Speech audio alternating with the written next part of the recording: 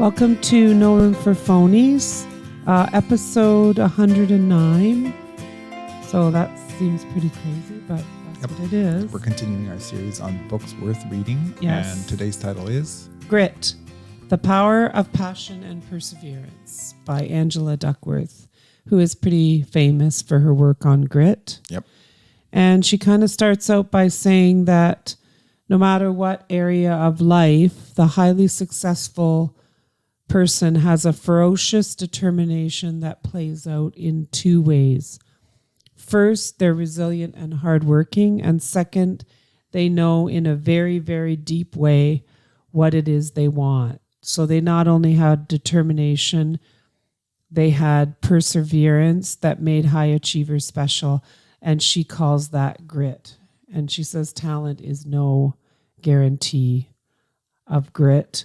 Our potential is one thing and what we do with it is another. I know it wasn't in this book, but I remember an example once of somebody whose IQ was like super high, like 150 or higher, and had all sorts of money in his family, like his parents had all that and he was talented, and he still ended up on the street. Yeah, and we often as an alcoholic, like he didn't have any. Yeah, and we often talk about that in terms of like when I worked with gifted kids. Yeah. They, really high IQs and all kinds of things, however, didn't really accomplish anything because they just didn't have the grit. Mm-hmm. And I mean, it's the same.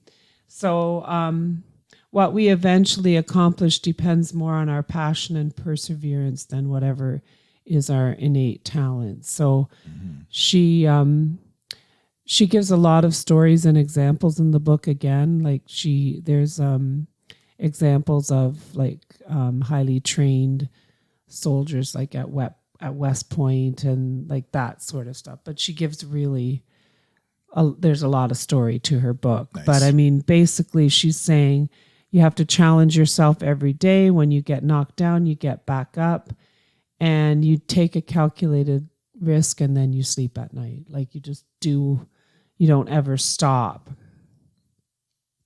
Ferocious determination, resilient and hardworking.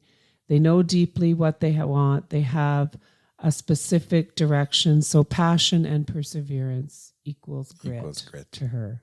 Okay. So does okay, go on. That's Sorry. okay. Go ahead. No, I'm just wondering, does she talk a lot about like teaching grit to people, or is it something she does talk about it that parents do, that teachers can do? Yeah, she does talk about, how to encourage, like outliers demonstrate unusual ability in combination with exceptional zeal and capacity for hard labor. So they're hardworking, and these are the kind of people that easily notice things that escape attention and observe them, and they keep thinking about the same question long after other people have moved on to a different problem. So they're kind of a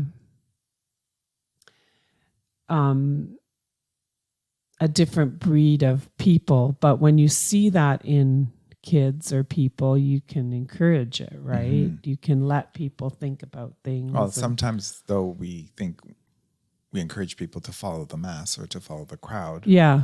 And the ones that stay stuck on something, we say, oh, they're a little bit obsessed or OCD. Right. Yes. They're over-focused. Right. Where maybe they're thinking through things. And she says when we shine a spotlight on talent, we can risk inadvertently sending the message that other things don't matter. Mm. So we have an unconscious kind of bias toward someone being talent. Greatness is many, many individual feats and each one of them doable. So anybody can, talent, effort, skill, and achievement fit together. So talent times effort is skill, and skill times effort equals achievement.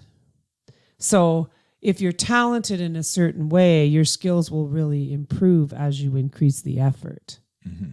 So, but you still need to put in like that 1,000 hours or whatever. Yeah. I mean, they've said that that's now a myth, but Well, It's but still whatever. a lot But of you time. still So you need to put invest time into Yes. it. And achievement is what happens when you take your acquired skills and use them. Interesting. So an effort builds skills, and effort makes skills productive. And to do anything well, you have to extend yourself. And then, it's that idea that you have to stay true to whatever you've committed yourself to, even if you're not comfortable. All the time. Right. I think it's interesting. This part focuses so much on effort when it's so easy to get tired and want to quit. Right. And you see that right in little kids. They Or start. but I'm thinking of adults too. Like you can put some effort in for quite a while and then you kind of feel like you're pushing the rock up the hill and it's rolling back. Right. And you might want to quit. But I always said, like, kids came to school in September so enthusiastic to go to kindergarten, right? Like they're so excited. And then by Thanksgiving, they're like, what is happening to me? I still am coming to kindergarten. Like there's like an implementation dip kind of a thing to life sometimes. And she talks about the fact that enthusiasm is common, but endurance is rare. Interesting. So that, kind of explains. And passion equals sustained, enduring devotion. And passion is a compass. So it kind of takes you a time to build and tinker with and then get it right, and guiding you on a long, winding road to where you want to be. So follow your passion. But I think people think that, if I follow my passion, then it's just going to be easy. But if you do what you love, you'll never work a day in your life. And that's not true. No. In her, in what you she's still have explaining. to put in effort and you have to have endurance in the things. If you want to get something out of life, you have to endure it and do it. And so she talks about grit is about holding the same top level goal for a very long time. And success comes as much from deciding what to do as from deciding what not to do. Interesting. And her 3 words are improvise, adapt, and overcome. And I mean, in education, I think because things change kind of all the time, if you're not, doing those 3 things, improvising, adapting, and overcoming, you probably won't make it as a successful Yeah. educator. No. Yeah. So, it's just interesting. And she talks about the maturity principle, that over time we learn life lessons we don't forget, and we adapt in response to the growing demands of circumstances. But we do that with maturity. And I always think about Richard Rohr when he talks about what mature religion is. It is like learning life lessons and and adapting in response to circumstances and understanding culture and what is really important, and Interesting. Yeah. casting aside some of those, what I call religiosity, right, of rule following. Well, some of it is that immature. You've learned up to a stage and then you get stuck. Yeah, and the idea that my way or whatever it is that I know or do or whatever is the best, and kind of not being open to anything else. So maturity is about, really learning your life lessons and growing from that, right? Well, I think through our lives at different stages, like in our 30s, we grew some, and then we kind of life's busyness, whatever. We might have plateaued for a little while. We had tough 30s, right? Because we lost parents. And we bought a house. It was expensive, for us to live. So it was a lot of, not like it is now, but it was a lot of hard times, but we were persevering and putting in effort. But when you think about that whole idea of holding on to the same top level goal, which was being able to provide, enriching experiences for our kids and for them to, be able to, have a different life than what we had growing up, right? And then our vows to each other that we would attempt to love each other to overflowing. So, to me, I think our grit, what we hung on to was that whole idea of creating a different kind of marriage and family than how we had grown up. Right. But remember, we wanted to fill our cups with love, but with the overflowing, we wanted to reach around to our immediate circle of people that we could. Right. And I mean, I think it's like, certainly it's easier for me to do that now because I'm not working, so I have time. Well, but you did it at your job. For sure. For sure.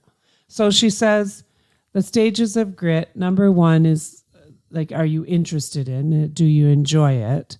And then number 2 is your capacity to practice, trying to improve and resisting complacency.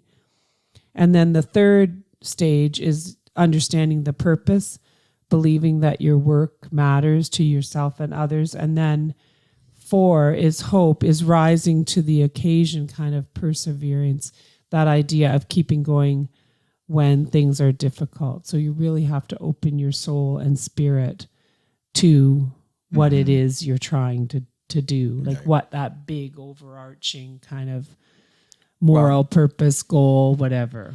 And I don't think it always has to be lofty, thinking of that book that you just read about things to do every day or whatever. No. But I'm thinking like along the lines of somebody learning how to knit. Right. You know, they get inspired, they get all excited, and then you hit the drudgery of 50 rows of the same thing. And, you know. Well, the discussions that I've had with people when they say, oh, I'd love to learn to knit. And I tell the story of what you like did. Garter stitching, like 3 200 stitches, 3 big blankets. 200, like the size, knitting blankets the size of a queen bed or double bed, and doing like 2 of them. And all you did was the knit stitch. Knit. But I got my tension sorted and, you know, so, but nobody wants to do that. They want to make the cute little fast things. And see, to me, that's a perfect example of grit. I wanted to be able to. The overall goal was to be able to knit nice things. And now I knit socks and whatever. But then I had to get through that, right? And you just had to do it. It says passion is a little bit of discovery followed by a lot of development and a lifetime of deepening. Interesting. So interesting for the perspective of like young people thinking that they want to follow their passions in life. But this is something like your passion will grow as you age. Well, and I think sometimes we're in a sort of a society where we just flip from passion to passion instead of really deepening. Right, the what quick we're fix doing. Or the quick experience. And again, she talks about becoming curious. The old in the new is what, you know, kind of claims attention. And continuous improvement is part of grit. Excel beyond your remarkable level of expertise. And it's like a persistent desire to do better. It's a positive state of mind. It's looking forward, wanting to grow. And she talks about the 10,000 hours, but like 10 years of deliberate practice, like really being willing to invest time in it, right? And then there's a whole section in there on what is practice, like set a stretch goal, a goal that stretches you. And I always think of like being in the zone of proximal development where you are, you're okay, like, but you're not completely comfortable. Right. But you have everything you need to kind of get to the next and you're competent, thing. But you're not excelling at it. Yeah. And looking for feedback and self-regulating and being deliberate. So that's where that's what practice is about. Like, can you think of that? Okay, if you're a swimmer or something and, you know, or a runner and you want to hit your speed, you're looking for somebody to give you feedback and you're regulating how you're doing and you're being deliberate in whatever strategies you're using to be able to run faster or swim faster or bake better or whatever it is, right? It is, Even down to like raising your children better, right? Like, I know that's maybe whatever, but maybe your goal is to be more like, listen more to your kids or like, you know. Right. It can be a smaller. No. So, and then she talks about flow. Flow is a state of complete concentration that leads to a feeling of spontaneity. So flow is like performing at high levels of challenge and yet everything just feels effortless. And like you don't have to think about it. You're kind of just doing it. So, and I think we've all kind of been in that state of flow at times, right? Where you're just kind of, I feel that way sometimes on my bike. Yeah. Where I'm just pedaling and, you know, I'm challenging myself to go faster and faster and whatever, but there's a moment there where it just feels effortless because you're in the flow of, and gritty people do more deliberate practice and experience more flow. So the more deliberate practice you do, the more flow, and deliberate practice is for preparation and flow is for performance. Interesting. So deliberate practice is where you have a clearly defined stretch goal, full concentration and effort, immediate and informative feedback, repetition with reflection and refinement. You focus on your weaknesses. You concentrate 100%, and it's a habit for you. Like you just, it's kind of like, I don't want to. Well, I really feel like my efforts now with yoga. I was going to say. I'm feeling like this because of the mornings I don't want to. That's okay. I still concentrate, make a deliberate choice to get up and do it. Right. And I've seen small progress as I go. Yeah. No, and I mean, I feel the same. Not as fast as I'd like it to be. No, but I mean, that's where, you know, you focus on your weaknesses, you reflect, you refine, you keep going, you know, and I mean, purpose is the intention to contribute to the well-being of others. What we do matters to someone other than ourselves. So there's a moral imperative to it. And I think there is a more moral imperative to being well, to being as healthy as you can be. Like for me, sometimes I see people who are just accepting of the fact that as they get older, they're not going to be as mobile. They're not going to be able to. And I mean, all the books I'm reading, like this current one I'm reading, which I think we should talk about sometime, is called it's called Built to Move. And it actually talks about the vital things that you need to do to keep your body strong, well, just so think that of you Dick can Van move. Dyke. I mean, he's 99 now, I think. Yeah. And he's still moving. But his hip flexors are working. Oh, yeah. But I'm just saying, like... Well, and I think there's value in doing that. Like, the bigger purpose is to do it for your loved ones. So that you're here longer. That is a moral, right. Because there's plenty of things that can grab us, as we know, that we can't prevent. So if you can do as much as you can so that even if something does grab you, you have this health, you know, other kind of you have a better chance at surviving because of that. Yeah. Because of it. But, you know, I just think like the number one thing in this book is that you have to be able to get off the floor, and you were doing, like, you're good at it. But the idea that you have to be able to stand up off the floor without using your hands. And I mean, he does this cross-legged thing where you sit and stand with yourself, and you can do it. Yeah. But there's also hip flexors and breathing, which I feel bad sometimes because I don't think our senior citizen population has ever been taught to breathe. Yeah. And I think if I was working in a nursing home now, that's what I would do for people. I would help them learn that kind of breathing. That deeper breathing and upright. Like that kind of stuff, because I think it would be so good for them. It feels weird at times. And in my fitness thing, she'll say her kids laugh at her because of the way she breathes, right? But who cares, right? Absolutely. More important. How you see your work is more important than your job title. And then you need to play an active role in developing and deepening your interests. How does what you do connect to other people, the big picture? How can it be an expression of your value, you know, whatever you do as your work? Like I often think of like our kids, when they do their work, they do their work well, but they do it for the purpose of communicating with people and making sure that people are clear and understand they actually have that. I don't know if they would articulate it that way, but they do have, I think they do. And when we really need to stop and breathe and fully connect with our lived experience. And that's the whole mindfulness thing that we've talked about. And the idea that you can make a difference and see what's possible, and that whole thing about making the world a better place, right? Like that's always a deal. And Charles is wearing headphones today so that our sound is better this time, just so you know. Just so I can catch myself fading in and out. Yeah. So, and then she says, hope is about falling 7 and rising 8. What does that mean? If you fall down 7 times, and you get up. Okay. Our own efforts can improve our future. And then that kind of Maya Angelou thing is, I resolve to be better tomorrow than I was today.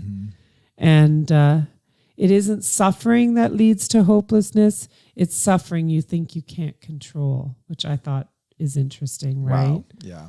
Like when you start feeling things are out of control, that makes you feel hopeless, right? Yeah. When you feel there's nothing you can do.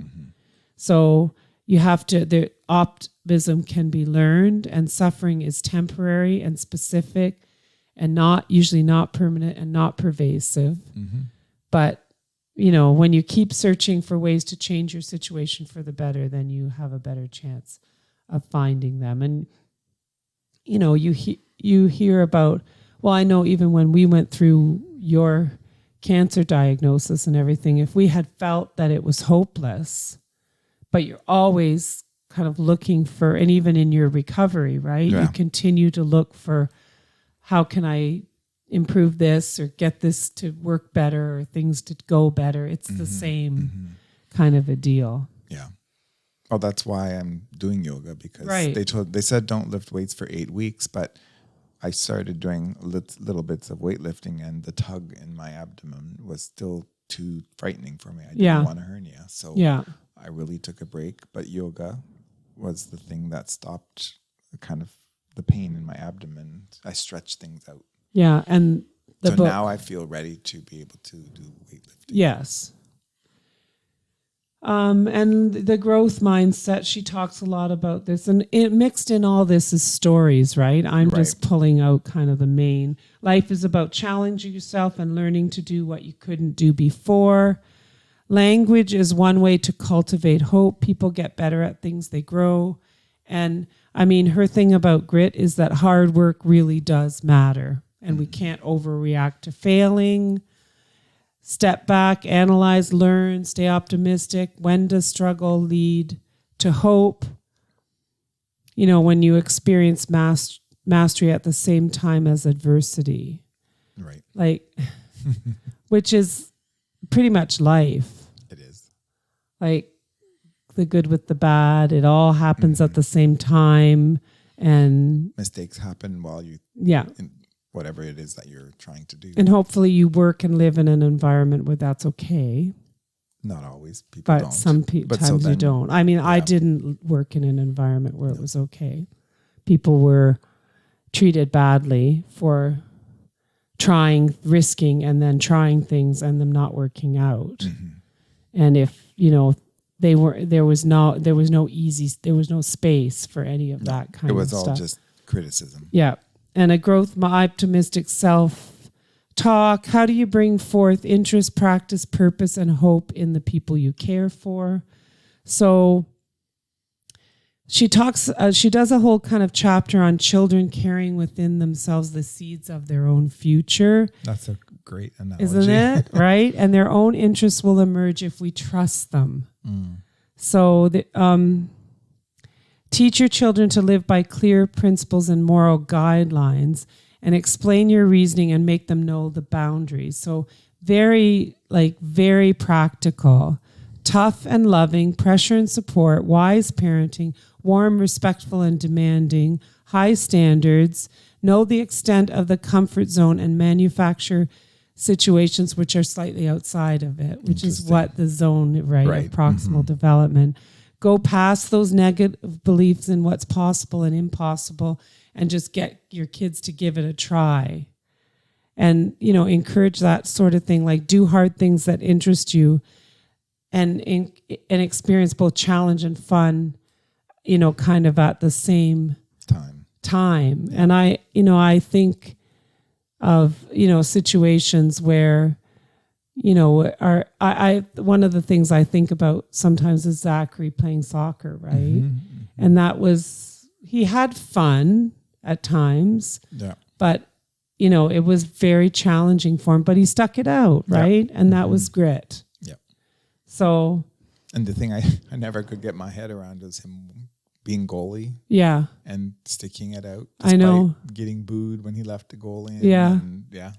But he stuck it out. And I think it probably has helped develop his ability to kind of have a thicker skin and and, follow through purposeful, continuous commitment to certain types of activities.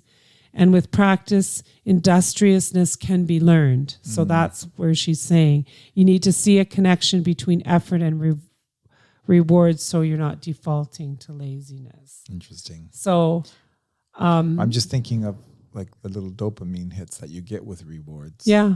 And I mean, that's why people would say to me like, oh, don't bribe them or don't whatever. But I never called it bribing when they had actually done something appropriate and they got a sticker or they got some kind of recognition for, and I'm a praise person, right? Like I always try to like find, even when I was a teacher, I would get kids to be good by saying, oh, look, so-and-so, that group, wow, they're really working well, or so-and-so is concentrating so much. And look at, and then other kids would want the praise instead of vying for that negative attention. And you can get into the, I even, when I babysit sometimes, I think it's like, I'll say, oh my goodness, that is just amazing. And they're like, whoa, okay, I'll do another one of those because that was amazing.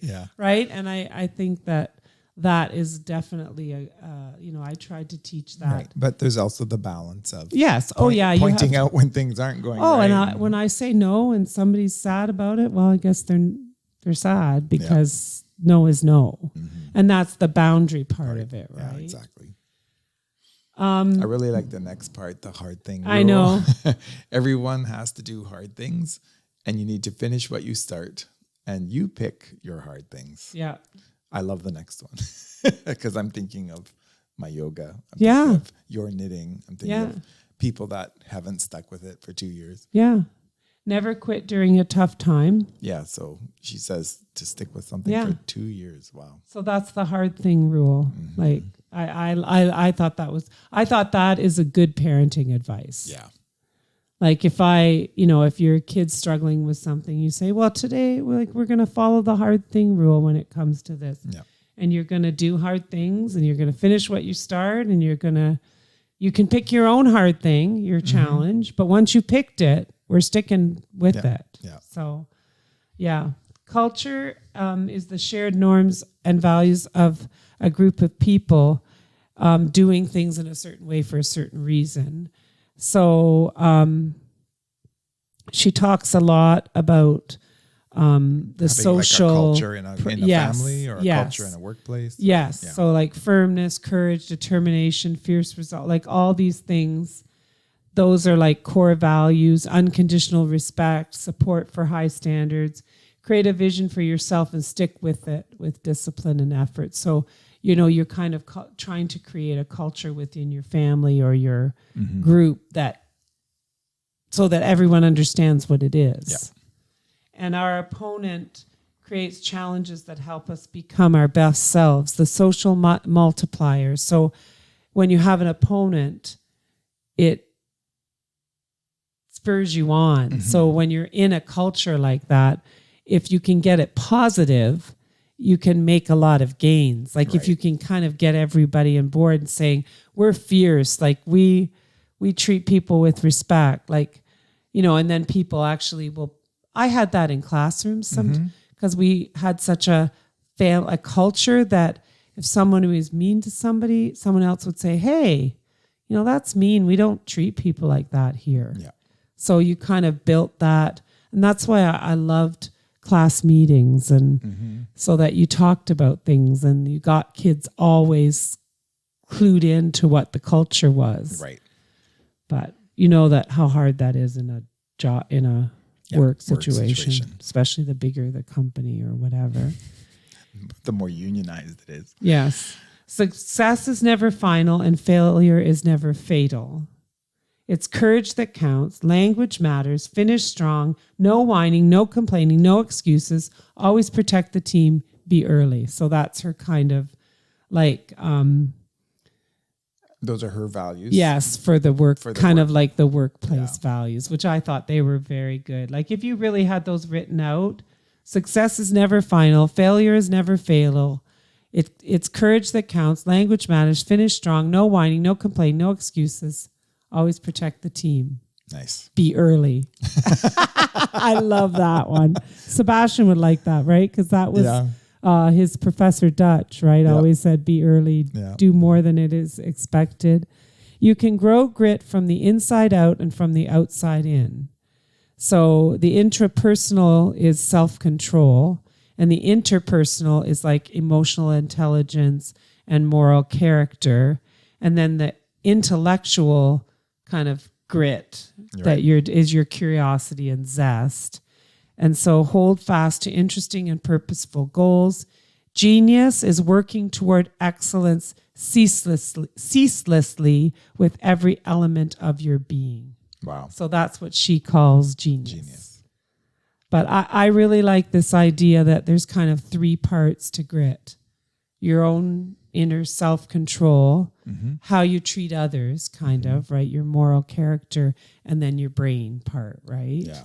So it almost is like body, mind, and spirit, right? A little bit different. But anyway, that is Angela Duckworth's book. It's a very interesting read. And like I say, she gives lots and lots more examples. And I just don't bother. No, well, because we're just then, doing the highlights. Otherwise, you don't read the book. And it's too long if you do. So on April 15th, when we come back, we're going to be talking about a trip that we're crossing our fingers that we're going to be taking to Victoria, BC. No, so don't say the dates. We won't say the dates.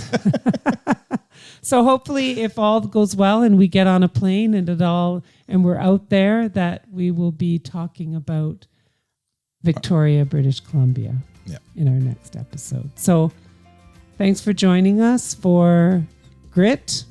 No Room for Phonies, episode 109.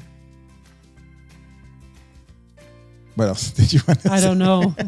That's it for tonight. I raised my intonation to say you're next. I know. Well, anyway, the book is worth the read. Is it just Grit, or is there a little bit of a subtitle? Yeah, there was a subtitle. That's why I'm going back to the top here.